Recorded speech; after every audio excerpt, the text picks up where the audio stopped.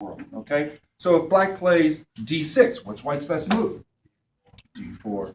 Gets kind of repetitive, doesn't it? If black plays e6, what's white's best move?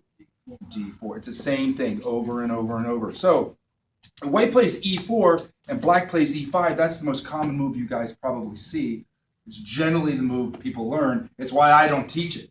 I mean, as an aside, the kids that I teach this opening. It's called the Scandinavian. And you know why? Because after teaching so much and so many games, exactly like you were going over with Timur, I got tired of seeing this knight go bing, bing, and take the rook so many times. I got no more, no more. So I teach a different opening. It's called the Scandi. But we're going to look at double king pawn in a famous game.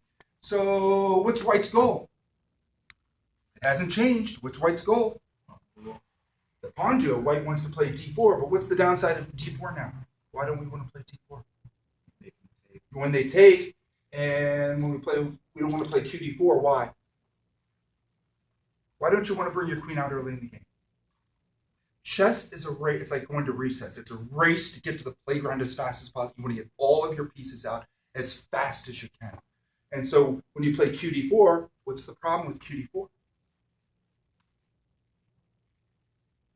Black plays attacks your queen, right? And you move the queen somewhere, like e3, and black plays knight f6. How many pieces? So one way to start looking at openings is time, space, material. Material is easy. It's just a body count. What's the material? It's equal, right? Each side has 1 point. Space is how much territory is being controlled with pawns. So who has more pawns out? White. White has 1 pawn out. Black has none. The time count is just count pieces that are developed, not including pawns. So how many pieces does black have out? And how many does white have out? 1. And who should be ahead in the time count?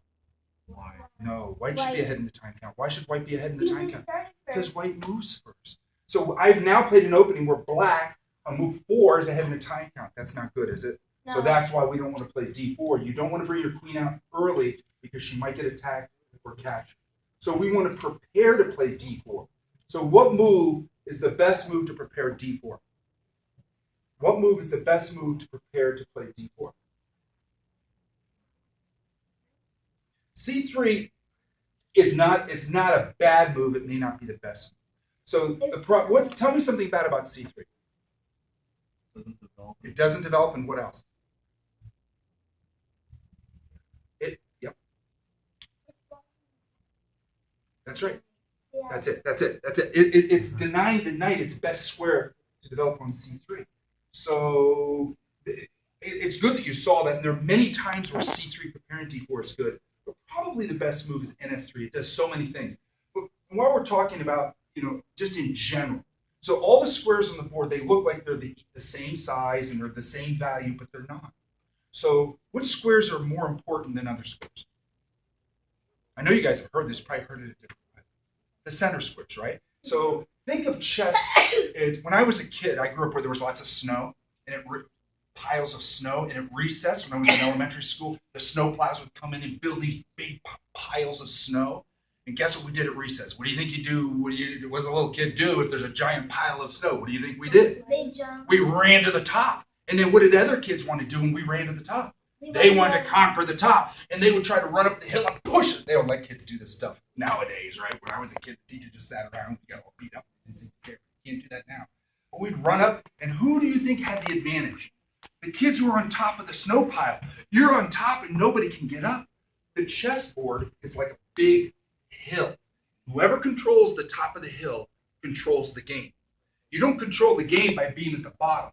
So you want to think of it as a hill, and whoever's on top controls it. So the center squares, you can think of this as the super center.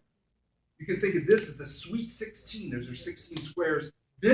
Whoever dominates and controls the center controls the game.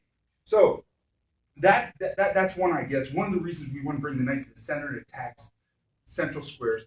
But let's just do the math. How many squares does the knight observe from h3? You can do it in their head.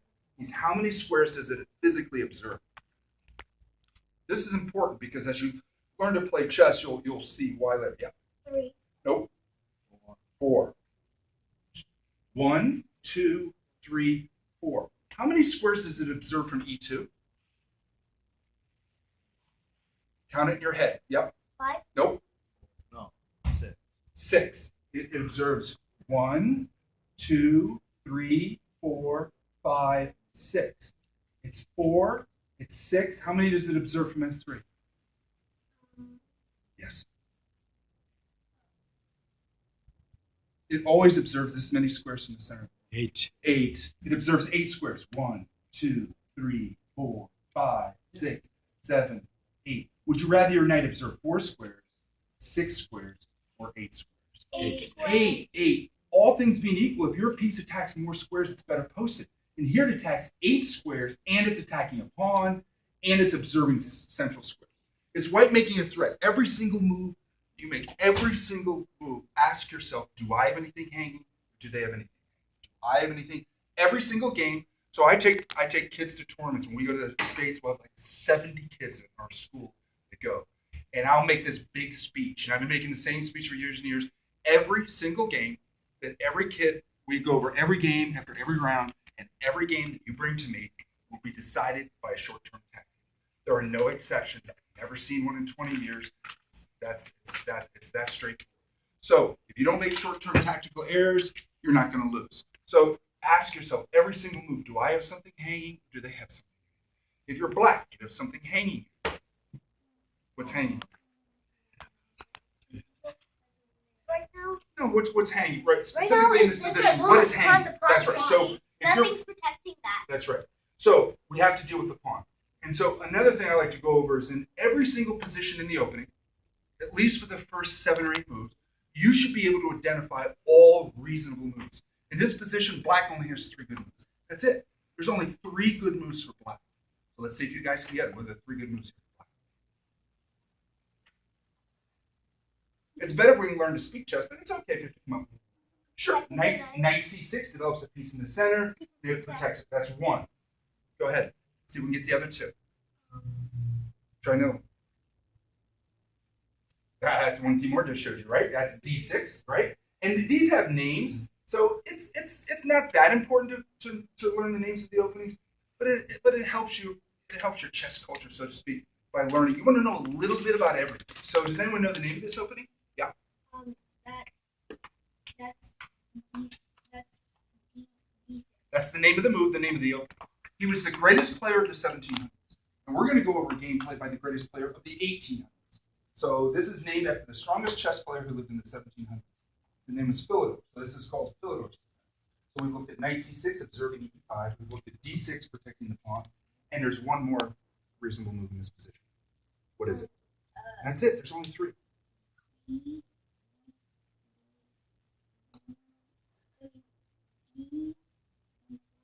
Bishop d4, that violates a whole bunch of rules.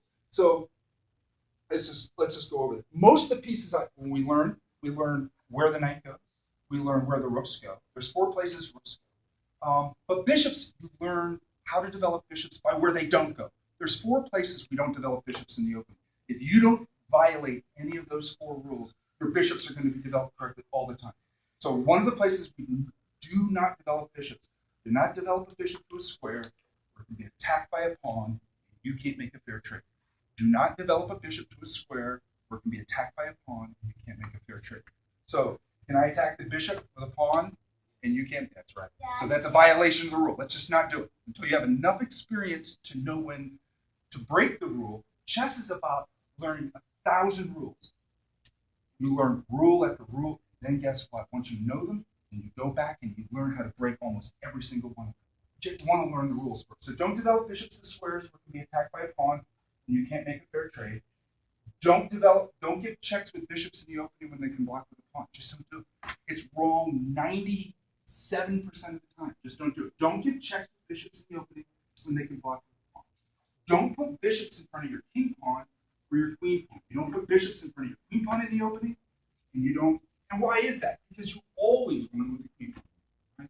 And you never want to put your bishop in front of your king pawn in the opening, because you always want to move your king pawn, okay?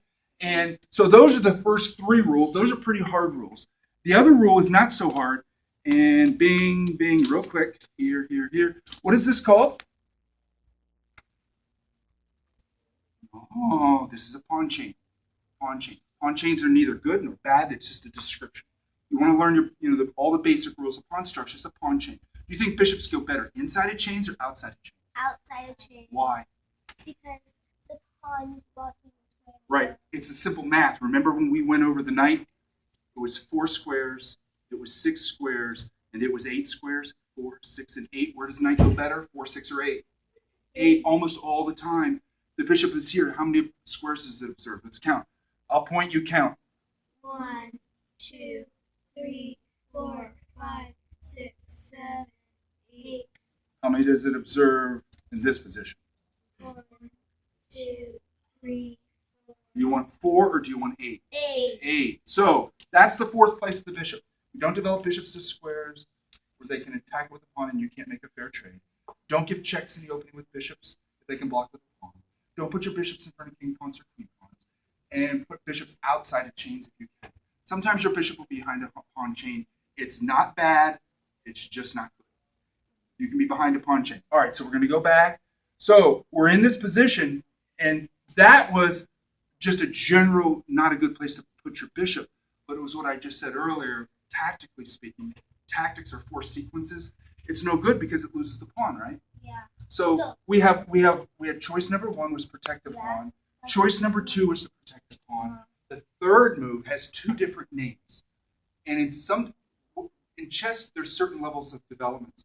One level of development is seeing threats. The next level is seeing threats against you.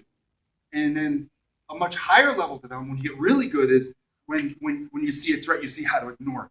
But until you get to that level, you have to deal with every threat. There's a threat here, and instead of answering the threat, can you counterattack and attack this pawn? Knight f6. And it has 2 different names. Does anyone know the name of this opening? There's some parts of the world that's called the Russian defense, and other parts in the world that's called the Petrov's defense. So and in every opening, you want to be able to identify all the basic moves. And that's it. In this position, there's only 3 good moves. That's it. Knight c6, d6, the Philidors, and the Russian or Petrov. All right, in this game, black played d6. And white in this game is a guy named Paul Morphy. Has anyone ever heard of Paul Morphy? This is the most famous chess game of all time. It's the most reprinted, reproduced in more books than any game that's ever been played in the history of chess. You can memorize one game in your life. When I work with my kids, who are more advanced, they start memorizing games. It's not that important. The beauty of chess is that you can get better so many different ways. Like piano, which you have to follow a step by step by step, or math step. Chess is a big circle. Anywhere you bite into that circle, as long as you're doing it well, and just keep biting away, you'll get better. So that's what's great about chess.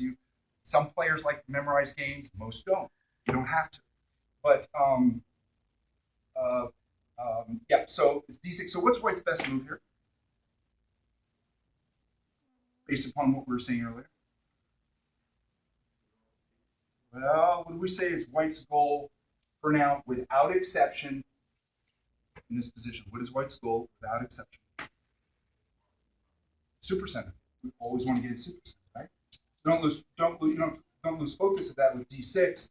White's best move is based upon that rule is probably what? Supercenter. And if he takes, which way are we going to recapture? We're going to recapture with the knight, right? Yeah, because we don't want to capture probably with the queen because it can be chased, right? Yeah.